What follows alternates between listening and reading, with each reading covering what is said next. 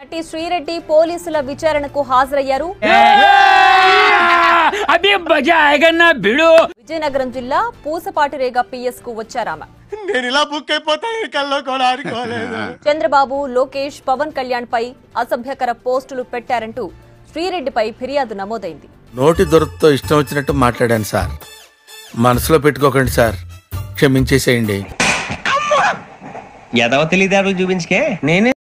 గత ఏడాది November 13న Nellimarla PS లో శ్రీరెడ్డిపై కేసు నమోదైంది. వేసేవాడెవడు, వేయించుకునేవాడెవడు? ఈ ఫిర్యాదుపైనే శ్రీరెడ్డిని విచారించారు సిఐ రామకృష్ణ. బ్రహ్మంగారి కాలజ్ఞానం చెప్పినట్టు చెప్పేస్తున్నాడు. విచారణ అనంతరం 41A నోటీసులు ఇచ్చి పంపించారు. బాబు బయలుదేరు, ఇంటికెళ్ళి ఏసి చేసుకుని పడుకో, అవసరమైతే మళ్లీ విచారణకు రావాల్సి ఉంటుందని తెలిపారు. ఇందులో సంతకం పెట్టకుండా నువ్వు ఎక్కడికి కదలేవు. అన్ని వేళల్లో ఆ లాయర్ నీకు భద్రత కల్పిస్తాడా? కాలానికి విపరీతమైన మెమరీ పవర్ ఏ సన్నివేశాన్ని మర్చిపోదు, కర్మ రూపంలో తిరిగిచ్చేస్తుంది. ఏంటి బాబా అన్న, ఇంకోసారి డబ్బా రాయిళ్ళు అనుకుంటే మనకన్నా డబ్బా రాయిళ్ళు ఇల్లు అంత సీన్ ఉందంటే చెప్పమంటారా? చెప్పండి. కొంచెం మంచిగా తీసుకోండి. ఆ మొక్కను చూసావా, ఇప్పుడే సర్కస్ నుంచి పారిపోయి వచ్చిన చింపాంజీలాగా ఉంది.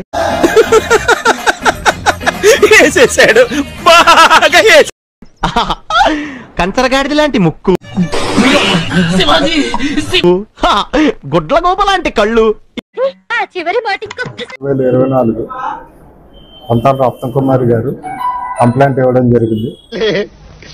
నీకు దండమమ్మా, నువ్వెక్కడ దొరికావే నాకు?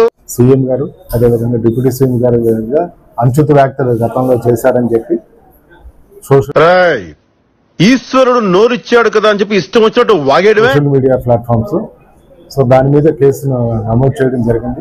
రాత్రికి రాత్రి మారిపోయారంట్రా, ఏంట్రా ఈ అన్యాయం? అధికారంలో ఉన్నప్పుడు బూతులతో విరుచుకుపడి నా పత్తిగా నీలో చాలా చిత్రాలు ఉన్నాయిరా. రకరకాల సంబంధాలు అంటగట్టి అవమానపరిచిన మరి శ్రీరెడ్డిని ఎందుకు సారీ చెప్పిందని వదిలేసిన పరిస్థితి ఉంది. నిజం చెప్పాలంటే పోసాని కృష్ణమురళి కంటే, బోరగడ్డ అనిల్ కుమార్ కంటే తెలిసే నువ్వు చాలా పెద్ద ముదురు అని వాళ్ళతో పాటు ఈక్వల్ గా శ్రీరెడ్డి దారుణాతి దారుణమైన బూతులు, వెళ్ళిపోయి బతికిపోయావు కానీ లేకపోతే నా చిట్టు చెల్లి రకరకాల హావభావాలు, మార్ఫింగ్ ఫోటోలు, మార్ఫింగ్ వీడియోలు, అంటే అది ఒక రకంగా కూడా కాదు. శ్రీరెడ్డితో అటు జనసేన ఇటు టీడీపీ కార్యకర్తలు సోషల్ మీడియాలో ఒక పోరాటమే చేశారు. ఆయన కూడా ఎక్కడా తగ్గకుండా ఎన్నికల రిజల్ట్ రాక ముందు దాకా కూడా వచ్చాక కూడా అసలు ఏడు చూసుకుని మీరు ఇలా రెచ్చిపోతున్నారు ఏటి మీద? కూటమి ప్రభుత్వం ఏర్పాటు అయ్యాక కూడా శ్రీరెడ్డి బూతులు తిట్టింది. రావు గారు సార్, మీరేమనుకోనంటే మిమ్మల్ని ఒక విషయం అడగొచ్చా? సార్, మీకు కొంచెం నోటితో ఎక్కువండి. ఇప్పుడు శ్రీరెడ్డి ఏంటి పరిస్థితి? శ్రీరెడ్డి పైన కూడా వైజాగ్ లో కేసు నమోదైనట్లుంది. నేను విన్నాను, నేనున్నాను. అప్పుడు హైకోర్టుకి వెళ్లారు, బెయిల్ దాదాపుగా ఇచ్చినట్లున్నారు, అరెస్ట్ చేయొద్దు అని చెప్పేసి. ఇంకా ఏంట్రా ఇది గేమ్ బాగుందా? చాలా కేసులు, పోసానితో పాటు ఇంకా చాలా కేసులు రాష్ట్ర వ్యాప్తంగా కూడా శ్రీరెడ్డి పైన నమోదయ్యాయి.